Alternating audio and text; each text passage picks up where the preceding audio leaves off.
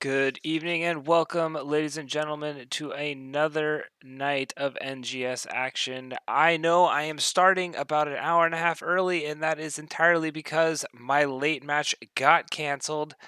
And now we are going with this earlier match that I was luckily to pick up last minute. It is between Almost Legends Obsidian and the Cool Cats and Kittens. I'm actually really excited to pick this one up because I've been able to cast both of these teams before. I think both of them came away with a win in their respective matches that I got to cast too. So tonight they're going to be battling it out. They are already done with their map drafts and everything. So I want to get you over to that so you can see what's going on tonight. Cool Cats and Kittens won the coin toss. They elected to go with first pick. That means Almost Legends Obsidians got to start off with our bands. Our bands from them were Towers of Doom and Garden of Terror. Bands from the Cool Cats and Kittens was Infernal Shrines and Altaric Pass, and we are going first map to Battlefield of Eternity, picked by Almost Legends Obsidian, and they are not waiting a second. We are already getting into this draft phase. We got some fans for the Cool Cats and Kittens already coming out to show their support, which I absolutely love. I'm looking forward to this series. I always look forward to all my matches, but I really love watching two teams who have been trying to go back and forth. And I've been able to watch them be victorious before go at it again. I want to see where these guys are actually at in the standings. Cool Cats and Kittens are currently in the number 5 seed, but they've only played 4 matches. They have 11 points, pretty impressive through 4 matches played. Almost Legends Obsidian, they are in the number 10 spot. They have 5 matches played, so 1 more, and they have 4 points. So looking at these two teams tonight, they have quite a few matches already underway considering where we are in the season so far. And we, looking at, they have research for each other for sure. We see Atticus Leeming and Chromie Band. Chromie pretty standard. Battlefield of Eternity, where there's a lot of race potential between these immortals. We're not seeing quite a lot of race banned out yet between these two teams. So we may see a lot of race champions be picked up here for these respective sides. Brightwing getting the final nod and Sonya getting the crazy for Haruno. Picked up the Sonya right away, first pick. Sonya, I mean, she's good on this map. There are definitely maps where she's better. But maybe that's just a very good comfort pick. I mean, Sonya has a lot of playmaking potential with her stuns around the Immortals, so not necessarily a bad pick, an early pick for the offlaner. But Sonya is one of those really good spots in the offlaner right now. But we see the Diablo and the Lunara being picked up by the sides of Almost Legends Obsidian, picking up the Lord of Terror himself, who will be able to have some pretty significant value around those Immortal fights with all that terrain to knock people into. And Lunara has pretty decent burn, will be able to provide a lot of damage later in the game, and always having that, I consider it a ward, always having that little ember glow to give vision when people are deciding that they want to transition between immortals, being able to scout out camps, things like that. But we do see the Zarya and the Garrosh being picked up by the Cool Cats and Kittens, going already with the very, very heavy front line, showing the triple bruiser. They banned the Tychus early on in the rotation, one of the biggest counters to this. We'll see if they decide to ban out the Malthael as well in this second rotation. Since they did have first pick, they do have the flexibility of trying to ban out a lot of counters to this composition that they're kind of building, with the Zarya being able to provide a lot of that support.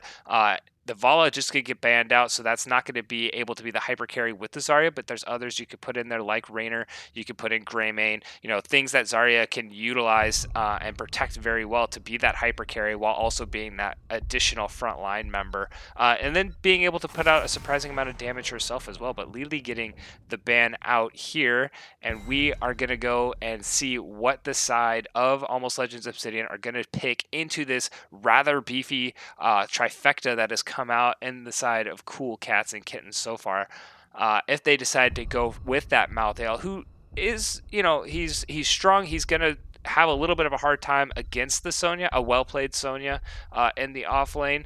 but he will get the value in these team fights, or if they just decide to commit fully to the race. But we do see Anduin and Jaina. Those two pickups make me think they're not going for the race battle at all. They're going straight for the team fight. Put the light bomb on Diablo. Jaina going to be able to either combo a Ring of Frost off of that for the big value play, and do some serious damage with the burst damage and the Lunara damage over time, and just try and bleed these guys out on the sides. Look for that target. But we do see it is going to be the Greymane, not the Rainer, being picked up for the side of Cool Cats and Kittens and their support. I mean, I'm looking for a Lucio. Yeah, there's a Lucio. I was going to say Lucio or Stukov here, and Lucio is the one that is going to get picked up in this final rotation. And then from the side of Almost Legend Obsidian, who they're going to put in that top lane. Do they decide to put the Lunara up against the Sonya in the top lane and go for another auto attack DPS, or are they going to go for a Bruise in the offlane, looking at like a Leoric, looking at potentially a Malthael, possibly going with the Yrel to be that additional frontline and give that a little bit of extra armor against that Greymane? And they go with the Thrall. Okay, so the Thrall is going to be able to provide a lot of zoning potential with his Earthshatter Totem. He's going to be able to make sure that people aren't able to come through. The Greymane's going to have a difficult time getting to Lunara and the Jaina. It's not going to help necessarily with the damage, blow up this target that Diablo wants to do, but it will be able to provide that kind of slowing potential for this all-in that we do see at Cool Cats and Kittens, because I'm assuming this is going to be a Leap Sonya coming out of here, just trying to jump onto that Lunara, because that Lunara is going to be very, very difficult to pin down with the composition. I mean, Garrosh, if he's lucky, can get close enough, but with the Lucio speed boost, maybe we'll see a little additional movement speed that they can find a way to get to Lunara.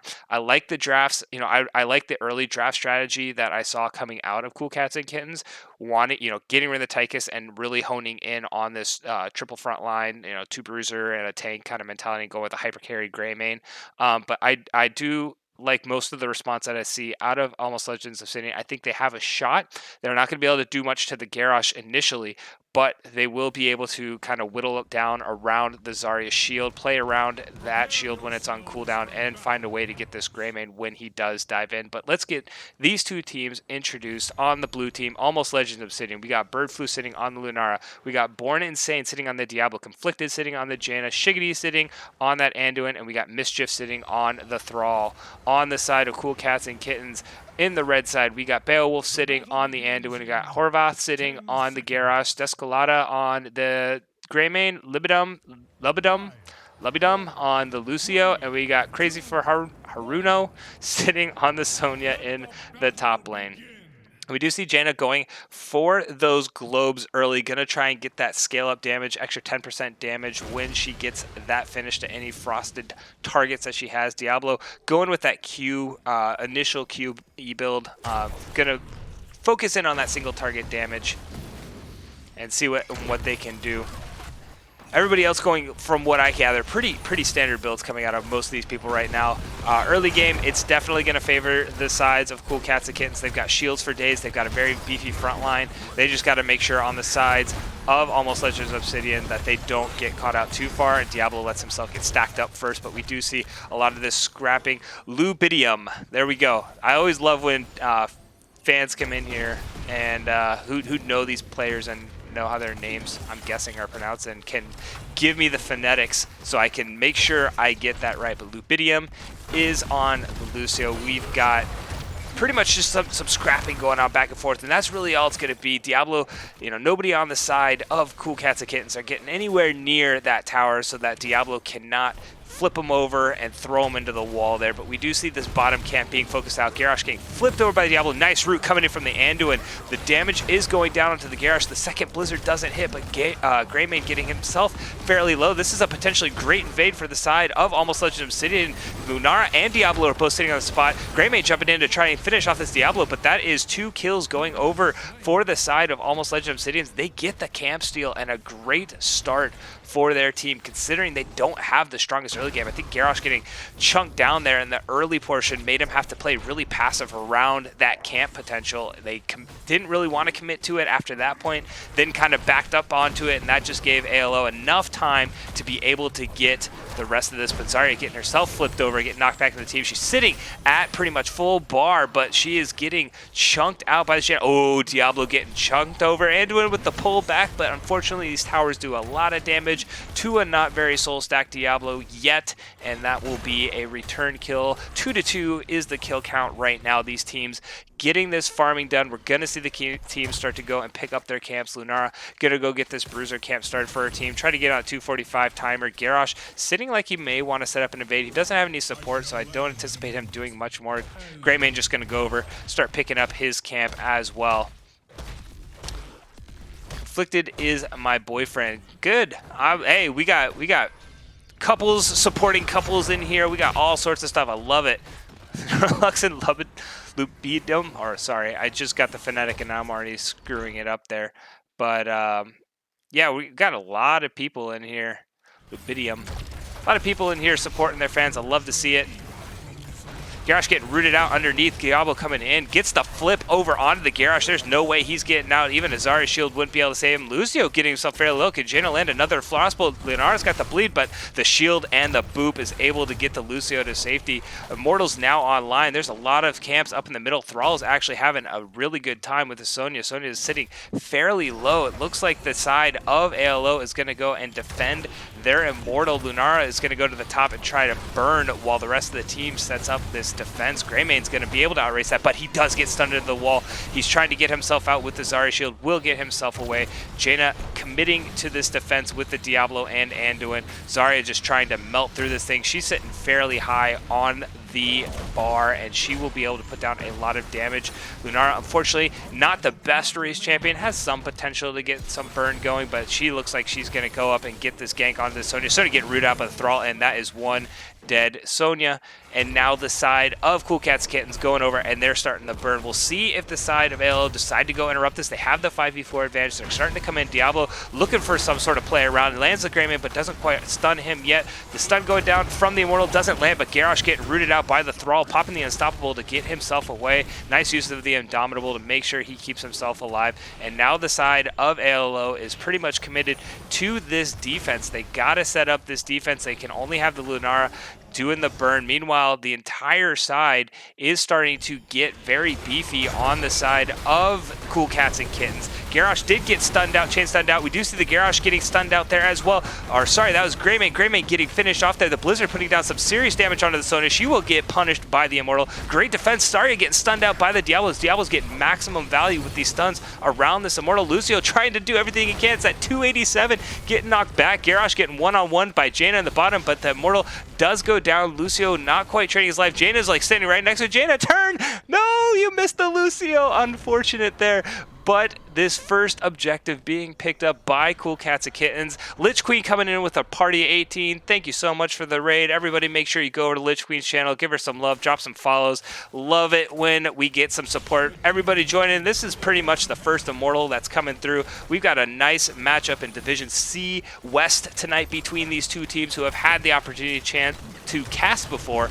Both have had pretty solid early games. It looks like the side of ALO is getting the little bit of an advantage in these team fights, which I didn't expect in the early game. I definitely think they have it in mid, but Lunara getting chucked back by the Garrosh, gonna get killed there. Greymane getting stunned out by the Diablo, but unfortunately with the Lunara gone, there just isn't quite enough damage. Good body block coming by the Diablo. Finishes as a stun onto the Garrosh. Jaina doing everything she can to get this burst down, but Garrosh loves to be low, gets that extra armor. Diablo is just a stun machine right now. Flips the Greymane over, but the tower shot does not go off from the fort, and everybody able to get away. Man, if Lunara didn't get picked off there, that could have been a completely different fight, and that could have continued to have been just a massive advantage for the sides of Almost Legends Obsidian.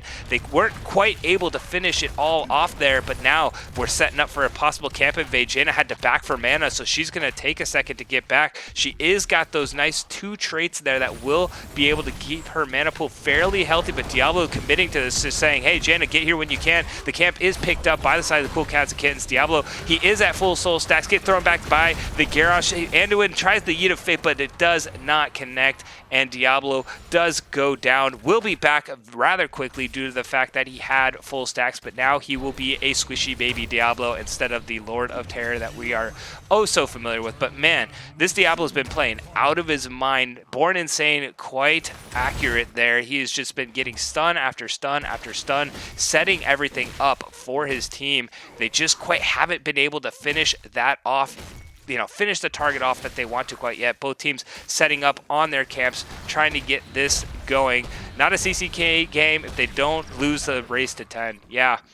I mean, that's the thing. Like, the race to 10 has already been completed by both teams. Let's get these ultimates introduced. Lunara going with that leaping strike. We do see the Earthquake coming out of the Thrall as expected. Ring of Frost by the Jaina, the Light Bomb, and the APOC from the Anduin and the Diablo. Pretty set up for this Wombo combo if they can get this. Meanwhile, Garrosh is going for that Warlord's Challenge. Curse Bolt coming out from the Grey Mane. We do see the Ring of Frost go, but it does not connect onto anybody. The Light Bomb being popped onto the Diablo, that only lands onto the Sonya over the wall, but the Wrath of Berserker popped by the Sonya. She's actually having to retreat even though it's popped, but this camp is starting to get some pretty good value in the top lane there, and both teams going back to their defensive side. The rest of the ultimates, we got Expulsion Zone coming out from the Zarya, and Lucio was holding onto his ultimate for a long time, deciding what to pick. Did elect to go with the Sound Barrier, so he will be able to provide that extra shielding just in case that Wombo combo does come down and Lucio's not caught in it. But the side of CCK is doing a wonderful job getting this damage down onto the Mortal. They've got it down to about half health. Thrall is not here to provide any defense. Up clearing, he is making his way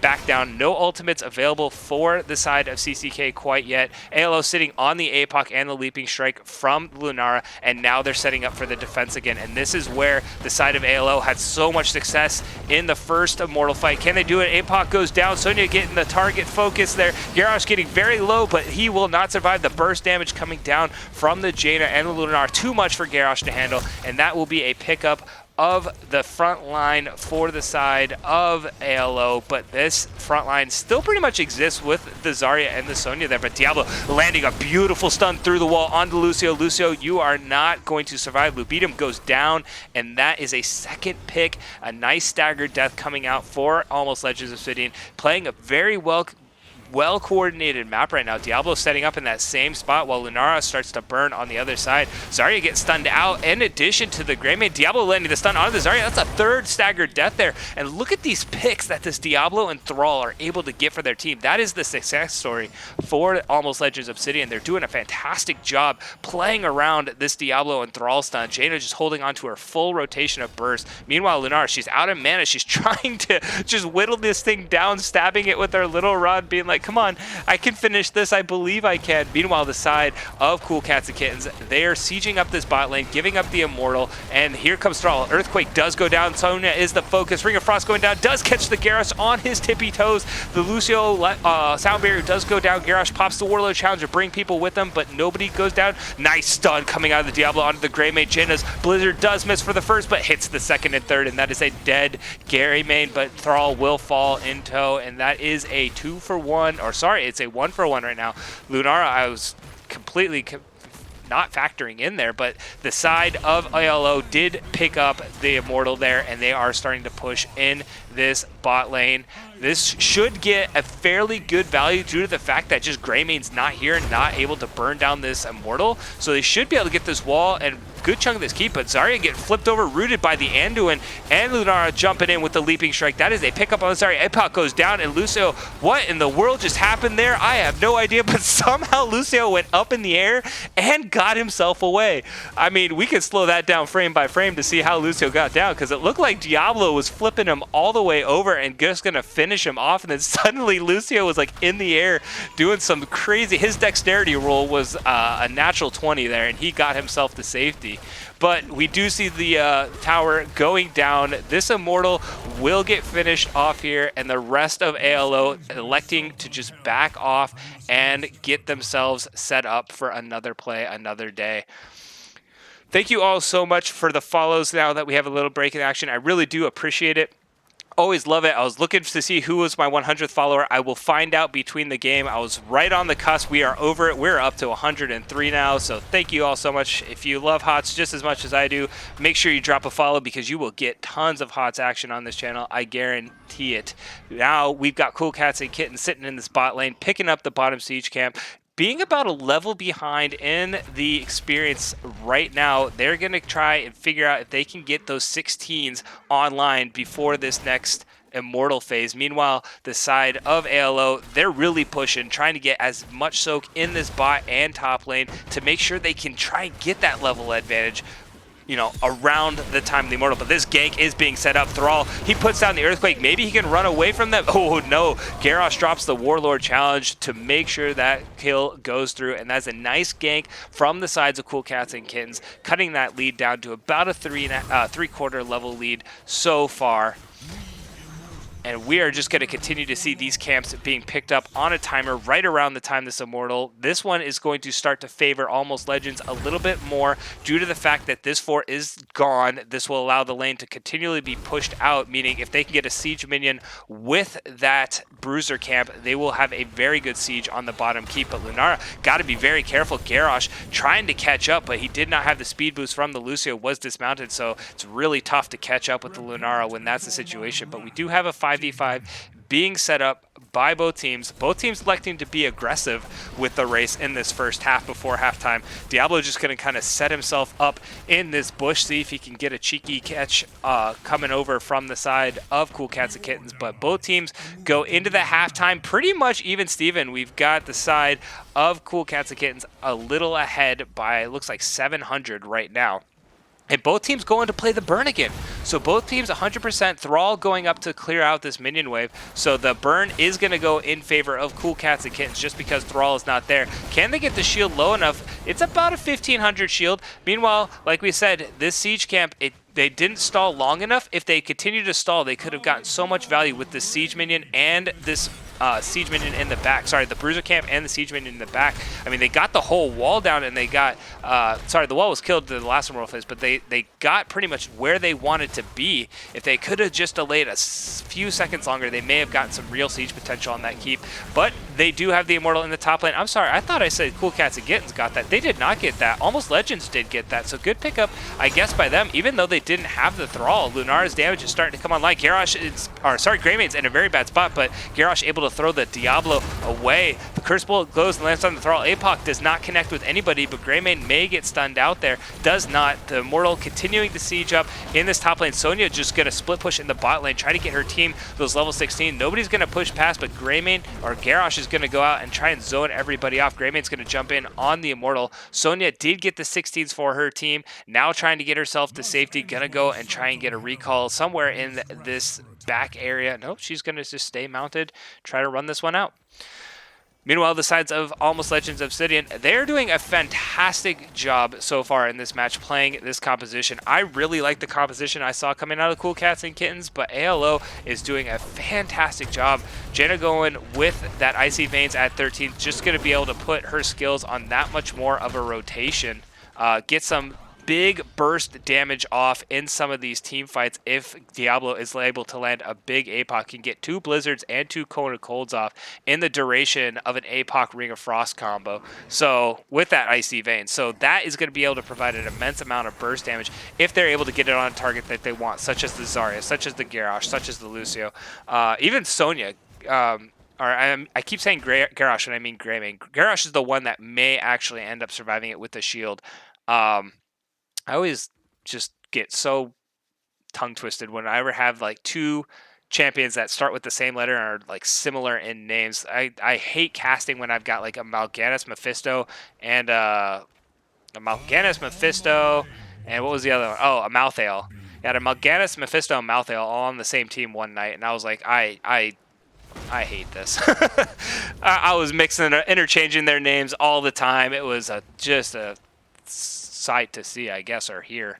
But this Immortal phase will be on in 10 seconds here. Both teams electing to set up for this first Immortal, getting themselves ready for the burn. The Lunara scouting out the Garrosh, and we do see both teams now, instead of going both aggressive, both are defensive.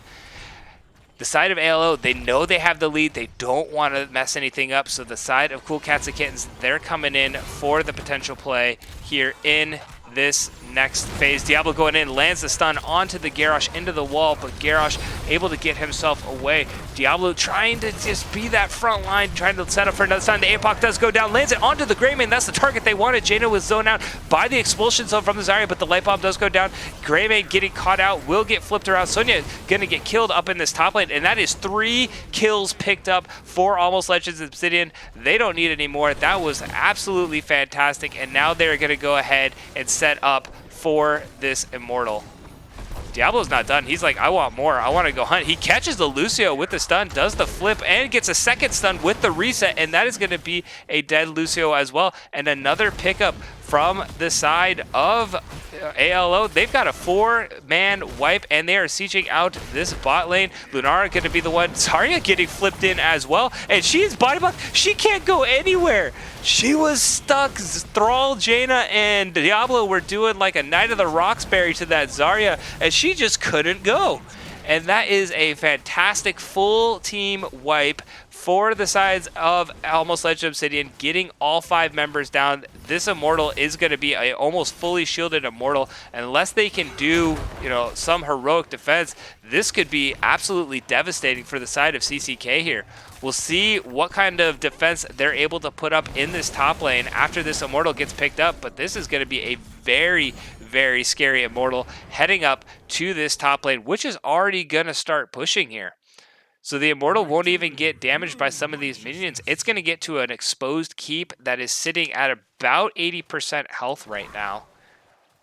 And the entire side of ALO backing, getting full health, full mana for the last hurrah, going in to make sure that they can finish off this series. Look at the damage coming out from the Jaina right now. 52,000. That's pretty darn respectable considering the next highest on their team is actually the Thrall at 45. Lunara's damage, typically you can see Lunara's get really high in the damage, but it's kind of that bleed damage. Lunara's put down 29k, but her damage is stuck, and she hasn't been in a lot of these team fights. She's been the racer for her team, going away from a lot of these team fights and trying to provide that damage onto the Immortal. So ALO heading in with a still fully shield, or almost empty shield Immortal there, but this Immortal is going to put some serious damage onto the core. They just have to be patient here, let the Lunar and the Jaina poke it down. They are starting to put the damage. The core shield is almost gone, gonna start chunking down 96%. They can get this all the way down. This will be game number 1. 52% continue to burn. Light Bomb being popped onto the Diablo. Shields going off, but the Ring of Frost landing onto 3 members. Jaina, stasis popped, but the Garrosh lands a 3-man Warlord challenge, but it's not enough to save the core. GG's coming out. Game 1 going over to Almost Legends Obsidian. Nicely done. Well played by both teams. That was a fun map 1. Considering the way these teams kind of started drafting out, it looked like, with the triple bruiser comp that and not having the Malthael, that they got kind of what they wanted on the side of Cool Cats and Kittens. Like, they're like, this is kind of the composition we want to go for here. But the side of Almost Legends Obsidian, they got the Diablo, which I was saying, Diablo around these fights, if he can land those stuns, this is going to be just an absolute massive value with that pick. And Diablo absolutely delivered a clinic on how to land those stuns around the Immortal, chaining his crowd control with the Immortal. It's going to be it was beautiful to see, I should say. Anduin was getting some clutch follow-up stuns on whoever Diablo called out to. When he flipped him over, Anduin was ready to follow up with that stun, and Jaina was able to, with the defense, kind of carry the team with the damage, and then Lunara, when they were aggressive, Lunara was able to come in and finish off some of these team fights there. But Lunara, major props for, having to commit to being the burner for their team, going over and solo burning down a lot of these Immortals all by her lonesome, while the rest of the team put up the defense. But yeah, I mean, GG's coming out from both teams. I'm really excited to get game number 2 underway and see where we're going. Let me just check, see what's going on in the chat. It looked like it was pretty bustling, and then kind of everybody got so focused in on the match because it started to become a nail biter that we're so focused there. But a lot of ALO fans coming out now, giving their love. It seemed like Cool Cats and Kittens had the fans in the early game. ALO getting some shout outs here in the late game. Love to see it. Verdant Blues gonna find out it's not a best of one and win the next one. There you go. Absolutely. That's why we play the best of 3. Cool Cats and Kittens, they're just setting themselves up for a possible reverse sweep, at least sending us all the way to a game 3. That is always the caster's dream, is getting a full set in here. But both these teams, looking at the standings, they want that domination win. They want to make sure that they can get the 3 points instead of the 2. So Almost Legends Obsidian, they're going to come out and they're going to be punching in this game number 2 to try and get that 2-0 series. Meanwhile, Cool Cats and Kittens, they want to get some points back for themselves as well. What are we? We're about halfway through the season, right? No, we're not quite. This is week 4, so we're not quite halfway. It's a 10-week season, or I guess it's a 9-week season. So we're, I guess, kind of halfway. We're halfway through week 4. So yeah, we're about at the halfway point right now. A lot of these teams, though, have played like six or 7 matches. So a lot of these teams have played their flex matches already. So we'll see what these teams, but let's get you guys back over to the map overview while we wait to see what comes out in this game number 2. Almost Legends Obsidian getting the map picking the Battlefield of Eternity and showing us why they wanted to take it to Battlefield of Eternity, coming away with a pretty solid performance there. Never really were behind ever since they got that camp in the early game. That very first a siege camp in the bot lane early on with the invade. They kind of that was kind of the gas that lit the fire under their butts, and they were never really behind. Outside of losing, I believe, the first Immortal. They lost the first Immortal, but around that, they kind of dominated the rest of the series there. But we're waiting to see where these teams, they're still trying to decide where we're going to set up for this game number 2.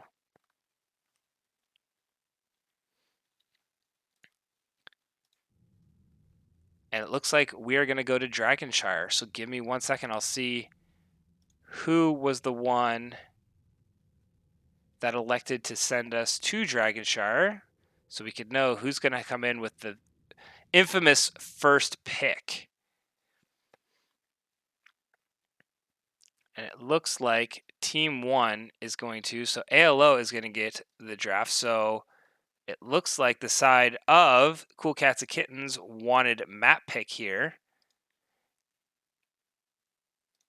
Since they were the ones that lost the first series, they got the choice between first pick or map pick, and they elected to go with map pick, which means that we're going to Dragonshire, and first pick is going to go over to the sides of Almost Legends Obsidian.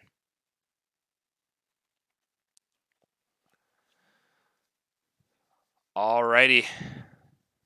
So Dragonshire, again, another classic. I consider a classic HOTS map, one of the first HOTS maps to exist in the game. It's going to be, now we get to pay a lot more attention to that top lane matchup here, and there's a lot more champions that we might start seeing come out, be a little bit more viable in this series due to the fact that you are fighting over an objective point rather than just trying to get some push in your lane and then go for a fight around the objective. So actually needing to maintain control over the objective to be able to channel that Dragon Shrine in the middle. So Rexar, Gazlo are both potential higher priority picks on this map in the off lane.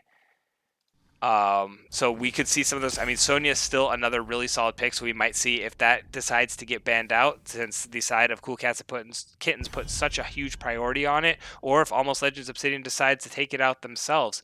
Chromie is another very strong champion, but as I say it, she will not see the map today. She is getting the respected first ban. Chromie is just in such a good spot right now. very, very highly contested pick or ban. And Thrall getting banned out as here as well. The Thrall must have put quite the pain clinic on the Sonya. And it did. Every time we looked at that top lane, it looked like Sonya was just having a little bit of a tough time against the Thrall. So Thrall getting a bit of a nod for the respect ban. The Lost Vikings being banned out here as well. It's a pretty decent map for them, considering if you get a good solid four man that can rotate and let them kind of just control all the lanes, and then split it up when the Shrine's objective comes online. But Diablo getting banned out, so 2 respect bans coming out from Cool Cats and Kittens. Meanwhile, Almost Legend Obsidian's playing the meta and the map bans here. The Rexar is available. We'll see if it does get picked up here, but they still have a lot of those champions that they played so well. They have the Jaina, they have the Lunara available as well. Sonya is available that they could potentially take the steal away from it, so we'll see where they decide to go. But I think the most notable thing is Rexar is open. We'll see if a team decides to lock it in. But Brightwing picked up, and Brightwing is very strong on this map, being able to get from bottom to top to support that solo laner in the top lane when the objective comes online, kind of swinging the lane in favor of their team when the Brightwing kind of teleports themselves in. So can be that emergency button in the top lane if bot is kind of not going as planned. But the side of Cool Cats and Kittens, they are available, and they are going to pick up the Johanna and the D.Va. So they've committed to their tank and bruiser already. D.Va going into the top lane, Johanna being a strong control tank with their blinds, with the condemn, being able to provide a lot of wave clear and being able to provide a lot of damage onto the opposing team's squishies with her immense amount of crowd control that she can provide. Johanna really is in a strong place right now when it's fighting over a zone that you're wanting to keep everybody away from. But we see the Garrosh and the Phoenix, so it's a steal on the Garrosh. They're like, no, we're going to show you how to play the Garrosh. Meanwhile, Phoenix being picked up by Bird Flu.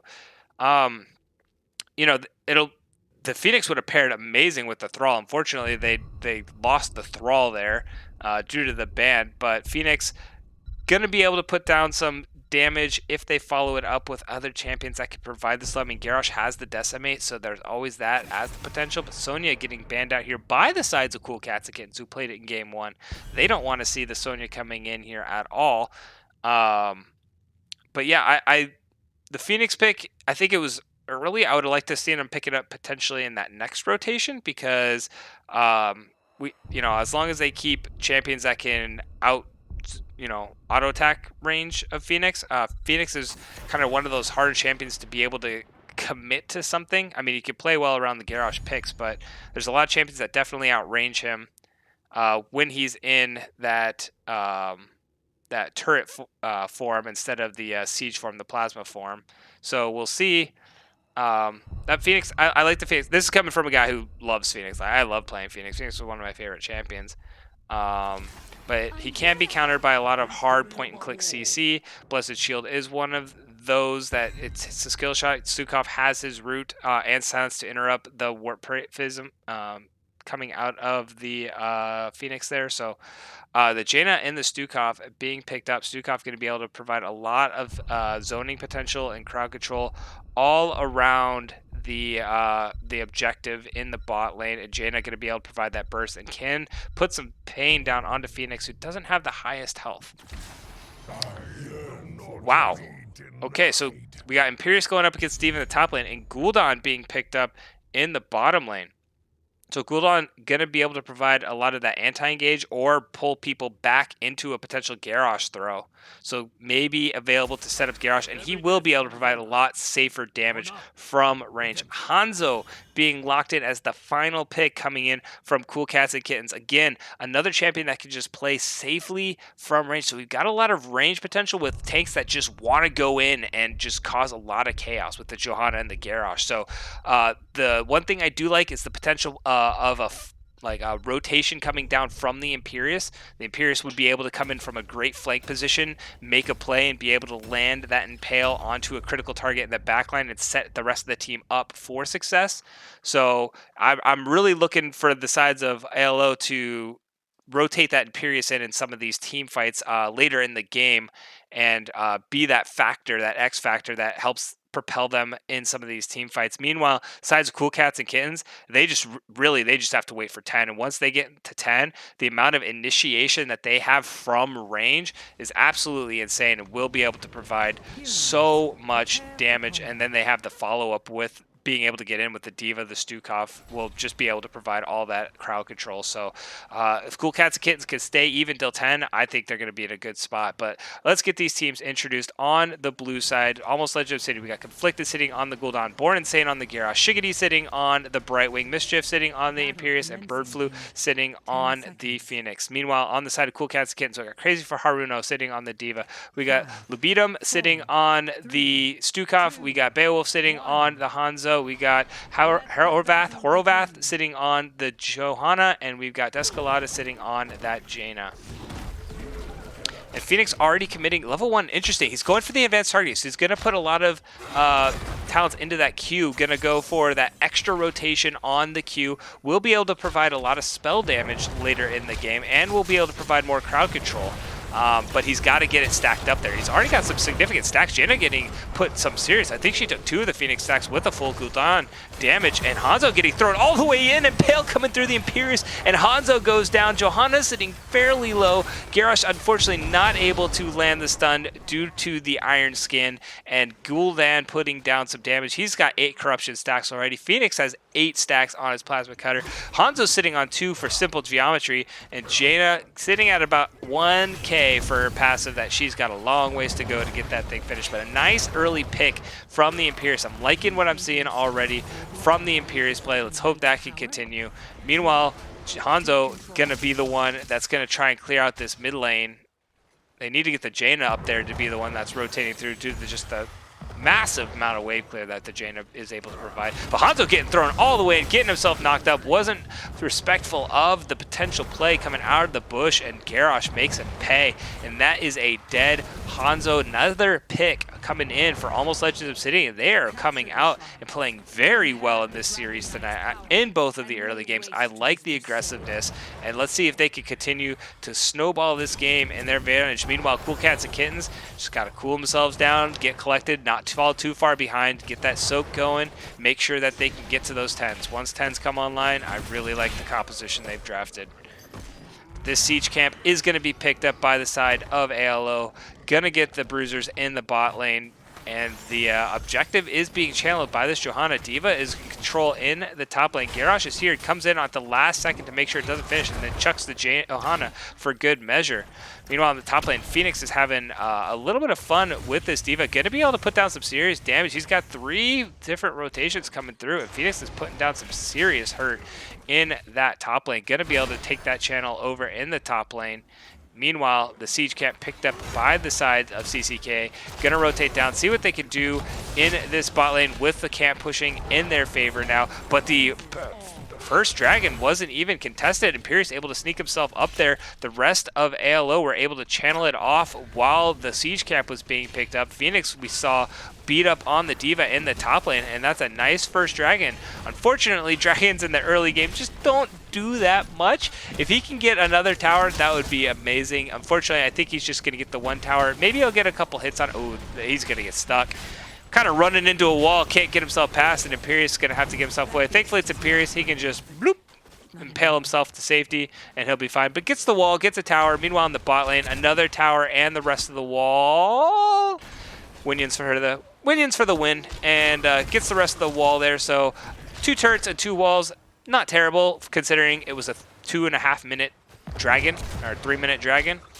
So, you know, this map, the objective of this map isn't the strongest. Impale landing right onto the Jaina from the Imperius. Jaina getting a nice heal from the Stukov, pops the kill switch and is able to heal everybody up to safety. Meanwhile, Phoenix, look at this. I mean, he's able to bully this Diva around in the top lane. Switching out the Imperius for the Phoenix was a fantastic play. Imperius has much more playmaking potential. Phoenix has much more bullying potential in the top lane, and he is able to just abuse this Diva up there in that 1v1 lane. Phoenix, you know, one of those classic I can beat most bruisers kind of champion as long as he's able to keep himself safe. Sitting on 34 stacks, so he's doing a very good job of getting this advanced targeting finished off here. He should be pretty close to getting that damage increase. He's about halfway there so far. Meanwhile, Johanna able to pop the Iron Skin, get herself away from a potential play from the Garrosh. And Phoenix is, I mean, look at this. Phoenix can just slow her and continue to poke her for days.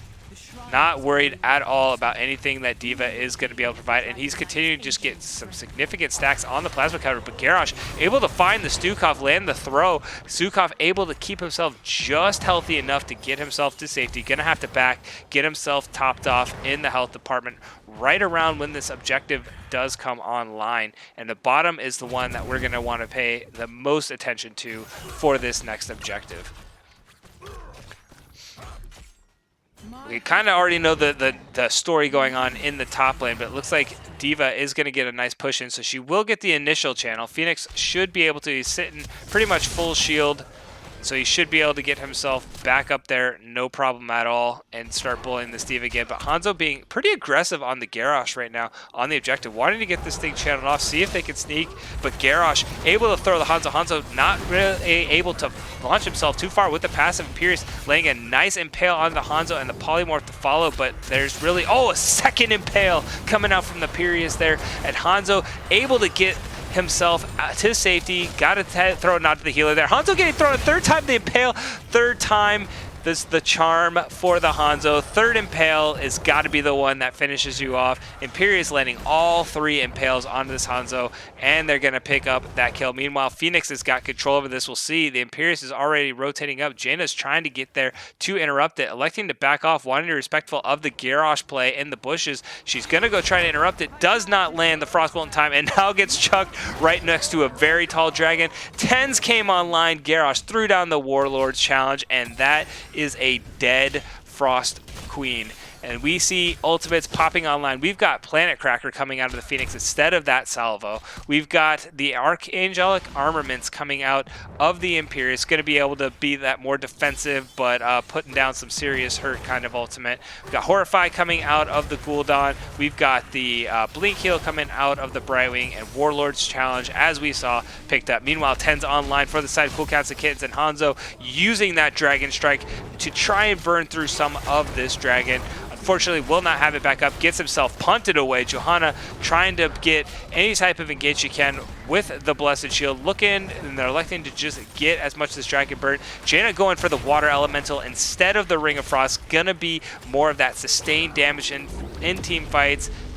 Phoenix putting the Planet Cracker down, maybe trying to burn the rest of the D.Va, but D.Va just sidesteps it. Phoenix teleports himself in aggressively to try and finish off this D.Va, but D.Va just throws down the mech bomb, says, nope, I'm going to get a fresh new mech. Meanwhile, the last two ultimates picked up, D.Va going with the micro missiles and Stukov going with that flailing swipe, going to be able to provide a lot of disengage coming in from this Imperius. So pretty good ultimates coming out. You know, the team comp, they could have potentially tried to set up a Wangwa combo, but it's really hard with the Johanna Blessed Shield to set up a Ring of Frost around it. So I like the Water Elemental pickup from the Jaina here in this game number 2. We'll see if the Water Elemental, when they get to 20, is going to be able to put down that much more hurt, but we do see the side of ALO picking up their Bruiser Camp. I believe this is the first Bruiser Camp picked up all game, but that's just going to increase this level lead that they've got right now. Meanwhile, you know, we've got a 60 of 120 finished off for the Phoenix here. We've got about 27 of the corruption stacks sitting for the Gul'dan on that Epico corruption. Hanzo sitting on 18 of 20 for simple geometry, so having a bit of a tough time finishing off that Hanzo quest, but really it's only going to take one more solid W in a closed area to be able to finish that quest off, and then he will be able to put out that much more damage in some of these fights. Jaina able to finish off her Globe quest down there, so she does have that extra 10% damage onto any target that has her passive already on. Hanzo now finishing off the simple geometry, but Jaina getting herself thrown in, gets taunted down by the Warlord Challenge, and Pale lands down the Dragon Strike, trying to zone everybody off. Jaina again able to get herself away. Corruption goes down, but it puts everybody away. Hanzo able to jump himself over the wall with the passive. Imperius does not land the Impale this time around, and a good disengage coming out of CCK there, able to get themselves to safety when it looked like all was in terrible, terrible danger, with the Jaina getting herself himself thrown in there. So good disengages coming out there. We'll see if the side of CCK is able to get this rotation that looks like they're trying to set up on the Phoenix. Phoenix does not sniff it out, so Phoenix is in a really tough spot here. The entire team is up here. Where will Phoenix go? He's trying to run himself away. He's got his Warp Prism available, plays it. Oh, he tried to go for the cheeky play. Didn't work. I like the attempt there. Make everybody chase you around and then go back on to the channel there. But Phoenix will fall. Good rotation coming out of CCK. And now they're going to push as the 4-man. Meanwhile, the side of ALO getting a strong push in this bot lane with the Siege camp, with the Siege minion that they've got from the fort being down. And Hanzo putting out the Dragon Strike maybe to put some damage down. Looks like he's trying to get some zoning. They're looking for an engage. Garrosh throws him over. The Warlord Challenge go down and Pierce gets the Impale. But it's a 4v4 situation in the bot lane. D.Va is still sitting in that top, did not rotate down, so there really is no potential for follow-up here now that most of the ultimates were burnt coming out of the side of CCK. Hanzo's looking, he's got that ultimate, that Dragon Strike. It's very well utilized as a zoning ult, but it can also put down a serious amount of damage if they can lock a target down in it. So we'll see if he can find one of those targets. Garrosh looking like he wants to pick this fight in the bot lane. Again, we've got the 4v4 situation, but the root coming down from the Stukov, and that is a dead Garrosh. Blessed Shield goes out, lands onto all three targets there. Corruption fears the Stukov and the Jano away. They won't be back anytime soon. Gul'dan getting fairly low due to the stacked punish, and the Blizzard going down 1-2. Gul'dan able to get himself topped off there. Dragon Strike going down for good measure, seeing if he can find one of those kills on the other side of the wall. Isn't able to connect, and the Hanzo is just going to continue to poke away with the Janna. Janna getting that upgrade to the Blizzard, going to be able to put down some serious damage and have a massive slowing radius for the Blizzard. We'll see what she decides to go at 16 here. I'm guessing with the Hanzo, she's going to go potentially with the Armor Shred, but we could also see the potential for the Root with the Crowd Control to stack on top of the Stukov. Meanwhile, look at the damage coming out of the Gul'dan, almost finishing off his Echoed Corruptions. Got 2 more stacks that he needs to hit to finish that off. Imperius does not land the Impale, kind of goes all the way in. Thankfully, had the Angelical Armaments that he's able to get himself to safety, but he's still taking a lot of damage here. Brightwing able to top him off, and these channeled are both in favor of the side of CCK right now. Garrosh trying to get on and delay. Hanzo's running up. Johanna is on this spot. Phoenix and D.Va going to do a dance up here as well. Hanzo's finishing off the channel. If he can get this, this should be the Dragon Knight, and it is. Dragon Knight going in favor of CCK, coming back strong here. They've gotten their the 1 level advantage is now down to about 3/4, but D.Va is in trouble here in the top lane. Phoenix not able to land the Plasma Cutter and was not able to get that kill secured, so we will see this siege in the bot lane. The Planet Cracker going down, trying to help burn out that dragon or provide some zoning. Meanwhile, Johanna just being tossed in by the Garrosh, getting punted to who knows where. Meanwhile, 3-man Blessed Shield being thrown up by the Johanna.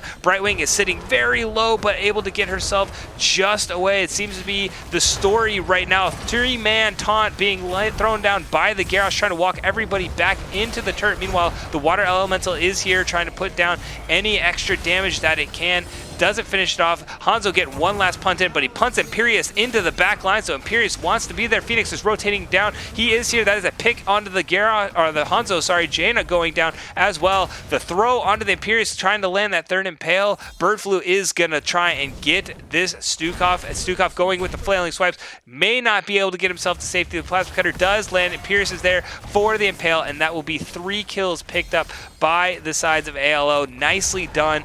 And they have this entire bottom keep available to siege up here as well. 16 seconds on the Hanzo. They should get this keep. There's no way this keep is going to stay standing. D.Va's just going to go up and soak. That was a fantastic rotation down by the Phoenix. I was anticipating, in the early game saying, hey, if Imperius can get these rotations down, that's going to be the big story. It's the Phoenix that is in the top lane, and the Phoenix getting that rotation down. That was the story in that fight. Getting a nice 3 kills there, favoring Almost Legends Obsidian, and they are playing a very good game number 2 here on Dragonshire. It's not over at all for CCK. They absolutely can come back. It's only 1 keep down. The win condition is available in the bot lane, but the forts are very much alive in these other 2 lanes. As long as they can even out the pressure, some of the pressure by sneezing on this last fort and getting that to fall, they still have plenty of time to come back. They just got to kind of sit around,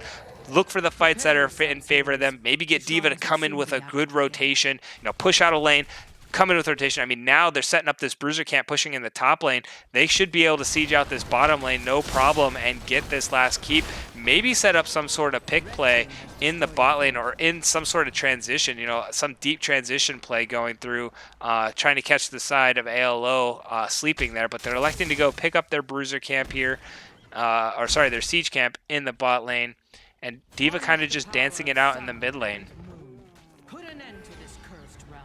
So we'll see how, CCK, this is where they need to make a play. They got to find some way. The 19s, they're about 19.5 on the side of ALO. They want to find a play before level 20. They're not going to be able to delay this thing out any longer. So if they either force some sort of push in the bot and try to get a catch somewhere in here, or if they just do a 5-man rotation and try to catch somebody rotating to finish that siege. Meanwhile, CCK or ALO, they're just sitting. They're waiting for 20s to come online. They got the passive XP. They got Imperius in the top lane. They're just waiting for their 20s to come online, and then they will be able to control pretty much both of these objectives without any real worry. And 20s now are online for the side of ALO.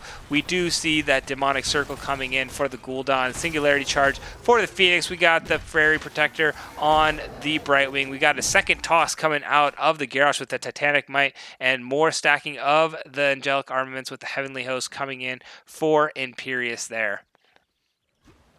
Garrosh going to be able to, he's looking for blood. He wants to throw 2 members back into the team instead of just the Hanzo or just the Jaina, which has been working out fantastic so far for them. But Johanna's got to be very careful here. The entire team is rotating down. Warlord Challenge does go down. Phoenix is here, a little aggressive on the teleport in, but nobody was there to provide any follow-up damage. Planet Cracker goes down on to the Jaina, kind of splitting the Red Sea there. And everybody kind of backing off for the side of CCK, electing to not pick this fight. Gonna try and get their 20s. They won't be able to have it as long as ALO is able to pick up this objective in the bot lane. They should have full control of the dragon. Phoenix has got to go get this one up in the top. Meanwhile, the entire side, they know Phoenix isn't here. Minions just spotted. They know they have a 5v4. This could be the potential play that they're looking for. CCK is just, ALO is just backing themselves off. Gonna play it safe. This is, pretty good delay coming out of CCK so far. They've gotten about half of that 19 finish. They need to get the other half. They're rotating up as 5 to the top lane. Meanwhile, ALO's kind of just sitting defensively. Like they're not really sure what to do here in this situation. They're trying to want to find a fight somewhere around here, knowing that they have that 20 on 19 advantage. But Hanzo being able to scout it out, gonna go just swap objectives, and this is only favoring CCK. CCK absolutely wants the game to continue to work in this specific way. This is going to allow them to get their 20s online and then be able to set up for another fight, where we'll see the Jaina being able to get that Winter's Mute for her Water Elemental, and that Water Elemental is really going to start hurting in a lot of these team fights.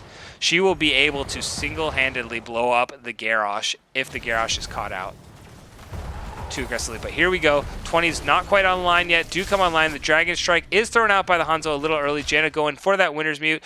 Sukov upgrading that flailing swipe. Gonna get 2 additional charges on it. Johanna going for the 5-man Blessed Shield. Hanzo getting that cooldown reduction on the Dragon Strike. And D.Va gonna get that ablative armor. She's gonna be able to absorb a lot of the spell damage coming out of this Gul'dan and this Phoenix here, and make sure that she keeps herself kind of topped off inside of her mech.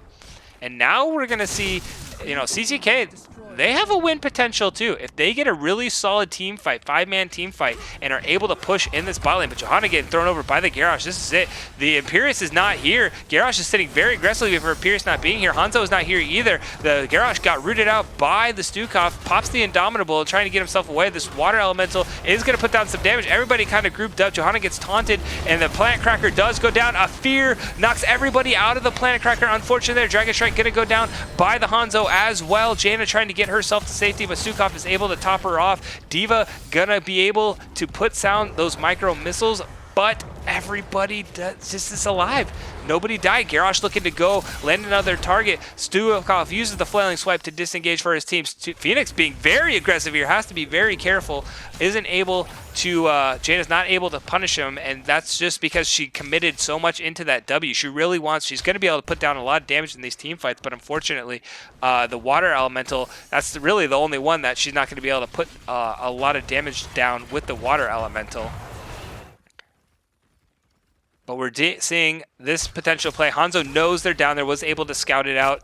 The D.Va is not here, so the entire side of CCK has to be very, very, very careful. D.Va trying to pick up that bruiser camp in the top lane, gets it finished off, and now she's going to rotate down. Maybe they're going to try and make a play around this bruiser camp potential. It's going to be able to clear out these minions in the top lane, but ALO, they know any small mistake, or sorry, CCK, they know any small mistake, and it's over. But here we go, aggressive rotation. Stukov is going to get caught out. He throws a flaming swipe down, has a second one, but the Indomitable popped by the Garrosh to make sure he doesn't get knocked away. That is a dead Stukov, and now the entire side of CCK is on the run. Johanna having to get away. Angelical Armaments popped onto the Jaina. Jaina trying to get herself to safety. The Impale lands onto the Jaina. There's no way she's getting away from this one. Hanzo getting thrown by the Garrosh. The 5-man Blessed Shield lands. Hanzo trying to run over to the keep for safety, but the Impale lands again, and that is a dead Hanzo. These are 60-second death timers. This could be game. This could be game number 2. I mean, the core call is being made. They are starting to siege it up, and Pale lands a 4th time onto the Johanna. She pops the Iron Skin. D.Va is right in the middle. She does not quite have her explosive X. She has it now. She throws it down. 80% on the core. We'll see if these two, they get the kill onto the Phoenix. That is a good pickup. They need the Garrosh. They're not able to find the Garrosh quite yet. D.Va's looking like she's trying to find it. It's down to 47, 46. The taunt goes down, and that is a dead Johanna. Imperius is going to get topped off by the Brightwing, and this is going to be GG's game number 2, going over to Almost Legends Obsidian. Wow. It was such a standstill for so long, and then it just exploded, and ALO found the rotation. They finally found what they were looking for, getting that rotation, catching the Stukov out, getting the Impale on. Imperius MVP. I mean, the amount of Impales the Imperius was landing on to the Hanzo, onto the Jaina. Holy moly, that Imperius was doing so much work in that second game there. But that is the domination 2-0 victory to the side of ALO. Congratulations to them. Let me see if I can get one of those members in for a potential interview. I'm going to go ahead and message. Who's their captain? Their captain was, I believe, Bird Flu. Let me double check on that.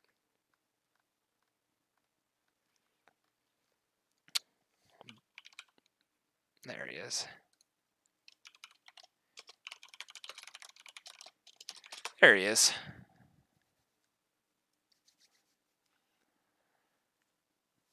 GG's all around. GG's coming out in chat. Yeah, that was absolutely fantastic. I thoroughly enjoyed that series, watching these teams duke it out here. I've got a sure we're going to get an interview. Let me get into a channel real quick to get this interview underway. Let's go lobby 5. We'll go into lobby number 5. And I'm going to kind of sit in here and wait for our victors to come in.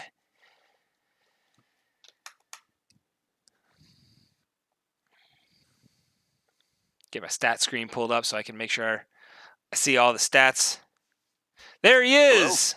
Hello. Hey. Congratulations on your 2-0 domination victory. How you guys feeling right now?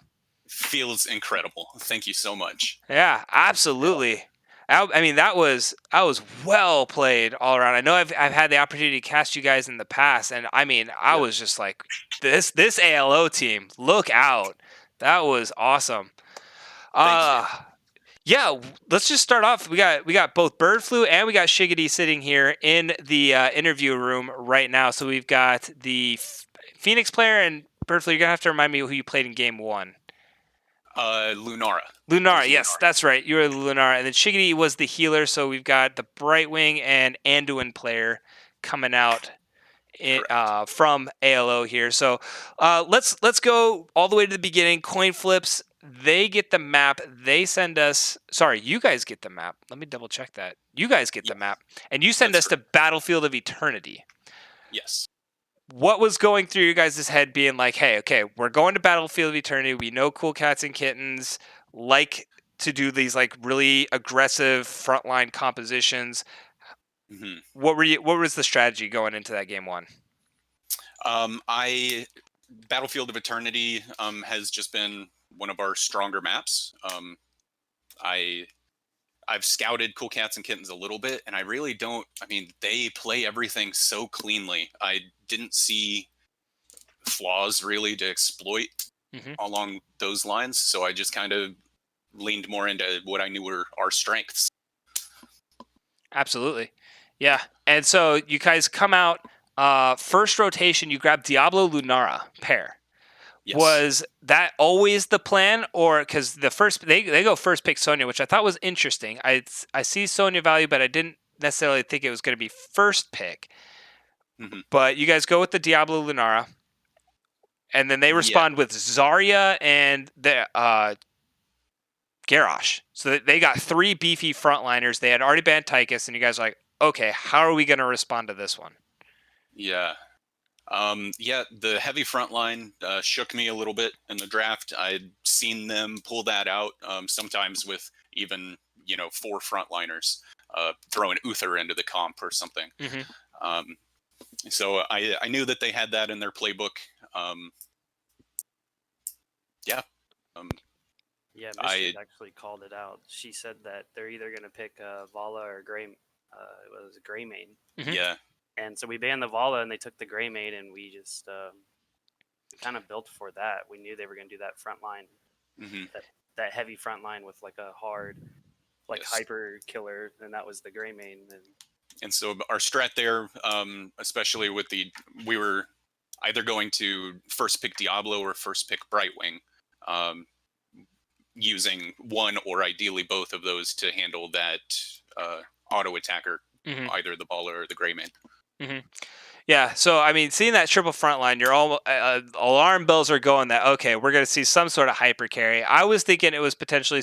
I started assessing after the Vala ban came out, but I was like, it's going to be Rainer or Greyman. I don't know which one it's going to be. With Rainer Yeah. having the better race potentially, but electing to make it the Greymane. So you saw the composition, and then things were back and forth. You guys had an excellent in camp invade in the bot lane early on, being able to catch Hmm. that kind of the Garrosh out of position and utilizing that to make sure you secure the camp. Yeah. They get first objective, and they get like 80% of the second immortal without you guys even touching the immortal. And then all of a sudden, it's like somebody made some call. Diablo goes in, and you guys just flip a switch, and the game's all of a sudden you're in your favor. So take me through that second immortal, like getting down to almost no health, and you guys deciding to just go all out there. Um, I've got to give credit where credit is due. That was all Mischief.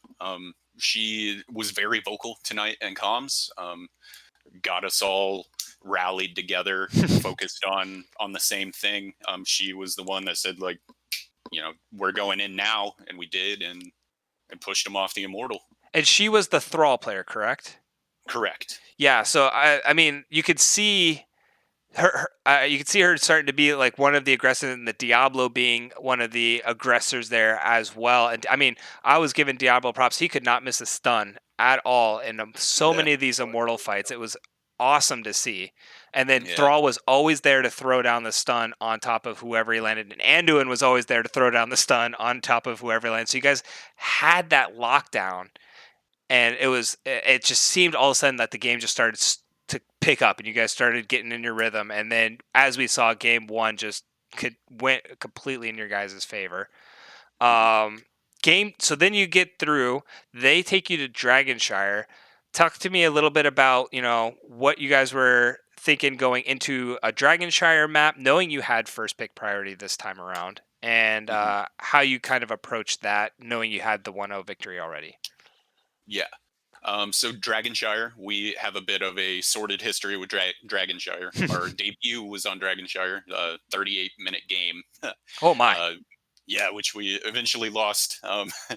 Uh, our in respect to this game with Cool Cats and Kittens, I knew that their macro game is super strong. If we have a chance at beating this game or beating this team, I thought it would be in the micro game, in the team fights, and Okay.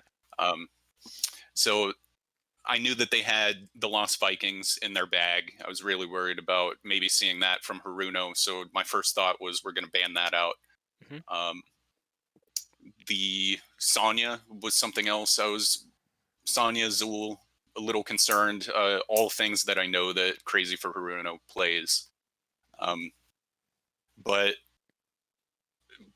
we, yeah, tossing those ideas around in my head, I wasn't sure how really to approach it, but I've fought a number of different bruisers in the off lane as Phoenix recently and had good success with that.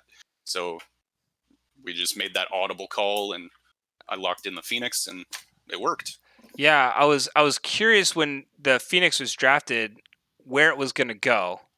Hmm. Um, and then once I was like, okay, maybe it's gonna be a Imperius in the top lane against the Diva, and they'll just do a stalemate because I didn't know how much potential blow up potential you had with just the Gul'dan, like Hmm. the you know, and then like Mischief literally could not miss an impale if she Oh, she was hitting all tried. night. Yeah. Like every single impale landed. It's like there was a magnet on the end of that spear, and I was like, "Oh my gosh! Never mind. They don't need the follow up damage. They've got the impales landing every single time." Yeah. And you were having just the time of your life up in that top lane, abusing the diva with the plasma cutter build out of the Phoenix. So, um, but Yeah, I was really surprised that went as smoothly as it did. yeah, I mean, I coming out of the comps, I was like, okay, I like the response that I've seen, and I've seen Cool Cats and Kittens run this kind of composition before in one of the casts, and they really like the Dragon Strike Hanzo, like how it works, and they've been fairly successful with it. So when I saw the Hanzo, I was like, okay, I've seen this story before, but you guys seem to just find that answer and get in that rhythm through most of the game, and then all of a sudden, 20s came online for you guys. They were at like 18 and a quarter Hmm. and I was like, all right, here we go. ALO's just going to go find them, beat them up, and then just go win the game. But it seemed like you guys were just struggling to find the play. What was going on in that like 20 to, well, for them, 18 to 20 range? It was the vision. We kept losing vision of them. I know there was a point when they swung bottom and then they were sitting in the bush just between bot lane and mid lane. And we hadn't quite scouted them out, didn't know if they were there for sure. And we didn't have our Garrosh quite in position yet. So, yeah, during that phase, we were just catching the safe waves where we could and trying not to face check bushes until we could get eyes on them and group up again. Mm-hmm. Yeah, face checking was huge. It was Yeah. one of our like biggest focuses tonight was not face checking and letting the tank actually lead. Yeah. We tend to think we're safe, but sometimes we're not, and so tonight we did focus on that a lot. Hmm. So at times you probably saw us just like freeze on the map and not sure where to go. Mm-hmm. Yeah, Yeah, that was a lot of don't check, don't face check, don't face check. Yeah. wait for the tank, wait for the tank. Yeah. Right. And the play just fell into that. Born did really good tonight. Yeah. Yeah, I was gonna say it seemed like Calling it the out. delay from Cool Cats and Kittens was coming in. They got to their 20s. I was like, oh no, Hanzo's gonna get that cooldown. Johan is gonna get that 5-man blessed shield, and Jane is gonna get that winner's mute. I'm like, okay, now it's gonna get tough. But then the call was made. Take us through that last call. Like you finally found the rotation, got in behind. I mean, Garrosh found the Stukov, Garrosh found the Jaina, and it just all worked out beautifully. Yeah, that the game ending call there was just born insane. He was we were all staying as close to him as we could and he was like, I'm going for it, I got this pick, and he did, and then followed up on the Stukov and closed the game out. Yeah, I mean that you could see the play, and like I tried to zoom out as far as possible. You could see the play start starting to develop. I was curious who was calling it out at that time, but giving props to the tank for being like, "Hey, I'm going in. Everybody follow because we're gonna win this game right now and take this 2-0 domination." So I mean, with all of that, I know it's kind of challenging, but I got to ask you guys, who do you think was the MVP of your team tonight? Because it seemed like there were playmakers in both games. For me, the MVP was obvious. Com side, it was obvious. It was Mischief. Yeah, for sure. Yeah. No hesitation in it. No mischief. The thrall in game one, which definitely making plays, but the Imperious who could not miss in game number two. Yeah. Giving love over to that, and I agree. I was calling Imperious MVP like all game long in that game too. I was like, this guy, he could not miss. Just everything is landing. Yeah, totally Awesome. agree. I'm so proud of my team. Well, your fans were kind of quiet early on, but they definitely came out loud and proud at the end of game one and all through game two. So I'm going to open the floor up to you guys. Any shout outs you'd like to give in Twitch chat or anything? The floor is yours. Yeah, just a shout out to the rest of the ALO crew. Almost Legends Gold over in Division C team, East. Asian. Yeah, Asian King, Bell, those guys, and of course the Almost Legends Obsidian players that aren't with us tonight. Palm Ball, Unreal Corey, Salusa. Awesome. I think I heard your mic's a little low. I think I heard you listen out some there as well. Oh yeah, I was just saying gold team for sure. ALO Gold, ALO Obsidian. Definitely cool being a part of like an organization and meeting all these new people. And yeah, and thanks for casting, man. The late game like last minute casting, that was cool. Yeah, no worries. I was like, my other one canceled. I was like, oh man, I gotta find something. I was planning on casting tonight. I was all ready to go, and then I looked up and I was like, there's one in 5 minutes that doesn't have a caster. I wonder if they want one. And you guys were like, yes, please. We were bummed that we didn't have a caster tonight, and so it was cool. Yeah, the night worked out. Thursday nights are usually tough because there's so many games. But I was like, all right, I got it. So. Awesome. Well, congratulations again. I'm going to let you guys go back to celebrate with the rest of the team. Congratulations again on your 2-0 domination victory. This is definitely a big boost to the team in the standings for sure. So at that halfway mark. So congratulations. Look forward to ALO getting some more wins down the road and some playoff appearances here. Yeah. Thanks so much, Ice. Absolutely. Take care, guys. Yep. You as well. Bye. Later. Alrighty, guys and girls, that was Shiggity and Bird Flu, captain and assistant captain for Almost Legends Obsidian, coming away with the 2-0 domination victory. Exciting stuff to be sure. I was super stoked that they played that so well. I mean, hats off to Cool Cats and Kids. I've seen them when they're in form, and man, they are a tough opponent. So, props to Almost Legends for coming out and going toe to toe tonight and taking this win. That was a tough game, and they played a really really good series there. So, definitely exciting to watch. Definitely stoked that I ended up getting to cast this one because that was kind of a lot of fun. Real quick, my shout outs. Thank you all so much for coming in, giving out the support, for your teams here tonight. It was absolutely awesome to see. Thank you all so much for all the follows and donation. I even got donations. I was super stoked with that one tonight. But thank you all so much for these follows. I really appreciate it. It's a lot of fun. I was, going for 100 tonight, and we're up to 107 right now. So that's absolutely awesome. I'm casting quite a bit. I've started to pick it up a lot here now that we're into mid-season form, and I've just got a little bit more times. I usually cast the late game nights. For those who are newer to the channel, haven't had a chance to see me cast before, I'm usually casting 3 games average a week, sometimes 4. But they're always the later. I'm on the West Coast, so I usually get a lot of the West teams cast. But if you like Heroes, if you want to watch some NGS action, some late night NGS action, definitely drop a follow. I send out a notification every night when I go live, what I'm casting tonight, and then I always give my schedule at the end of my cast so you know what's coming up for me the rest of this week. But this week is almost over. Tonight I was supposed to cast Division A tonight, canceled, so we came down, did Division C West, and I definitely enjoyed that. Tomorrow night I have one more cast. It is going to be between TRSG Knights and the Core Bouncers at 7:30 Pacific, 10:30 Eastern Time.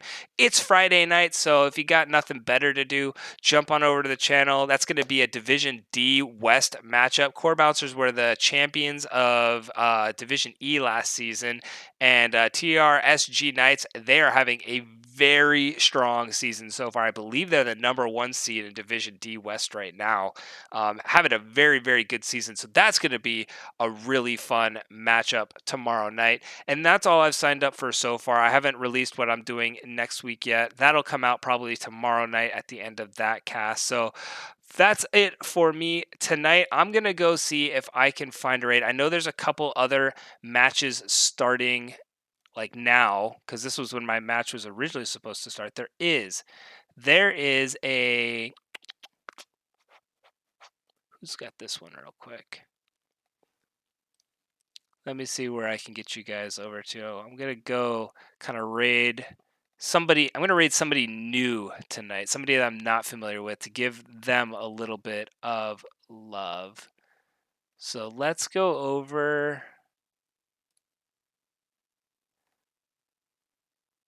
Let's do this one.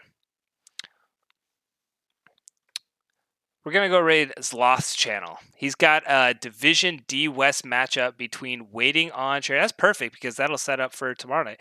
Between Waiting on Cherry, who's got a strong 6-3 record so far, against Private Potato at an 0-6.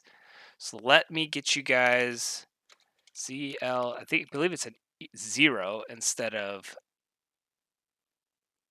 Let me just copy it so I make sure I don't do it wrong. There we go. We're going to go ahead and we're going to raid Zloth's channel. So I'm setting that up. Thank you all so much. Have a fantastic evening. Hopefully I see you somewhere in the future, either in an ARAM or in a Storm League matchup. But that's been it for me tonight. This has been Isaacs. Have a wonderful evening, everybody, and I'll see you back here tomorrow night. Take care, all.